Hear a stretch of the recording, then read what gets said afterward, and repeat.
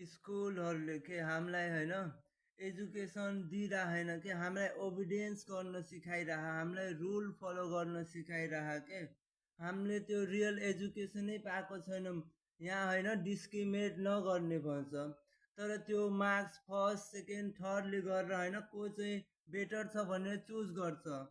यो education system भनेको चाहिँ होइन यो एउटा ओबिडियन्स बनाउनलाई, मान्छेलाई होइन कन्ट्रोलमा राख्नलाई, रिवार्ड दिनलाई र कसैलाई होइन यदि ओबे गरेन भने फियर फियर रिवार्ड र फियरको लागि चाहिँ यो बनाएको छ के मान्छेलाई। जस्तै साइकोलोजिस्टहरूले कन्डिसनिङ गर्छ नि, त्यस्तै यो विद्यार्थीहरूलाई पहिलेदेखि ट्रेन गराइदिइराख के गर्यो भने चाहिँ रिवार्ड पाउँछ, अनि के गर्नुभन्दा के होइन डराउनु पर्छ क्या हामी।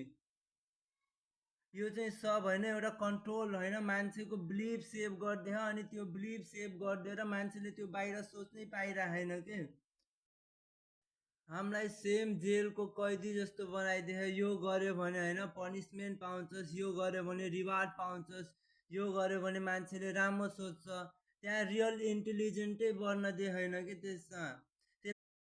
रियल इन्टेलिजेन्ट भनेको होइन त्यो मेमोरी होइन कि त्यो रट्टामार पढाइ होइन, त्यो होइन कन्ट्रोल सिस्टमलाई देख्ने, अब्जर्भ गर्नेलाई चाहिँ रियल इन्टेलिजेन्ट भन्छ कि। तर हाम्रो यो स्कुल सिस्टमले हाम्रो मेमोरी चाहिँ आजकल यार मोबाइलमा नि स्टोर गर्न सकिन्छ नि हामी। यति टेक्नोलोजी बनिसक्यो, तर यो एजुकेसन सिस्टमले होइन पुरै ओबिडियन्स कन्ट्रोल गर्न पुरै कन्ट्रोल गरिराखेको के मान्छेहरूलाई। सानैबाट बच्चैबाट तिनीहरूलाई कन्ट्रोलमा राखेर अनि जब कलेजबाट हामी स्कुलबाट निस्किन्छौँ त्यसपछि फेरि सोसाइटीको फलो गर्ने सब त्यो कन्ट्रोल गरिराख के हामीलाई पावरफुल मान्छेहरूले।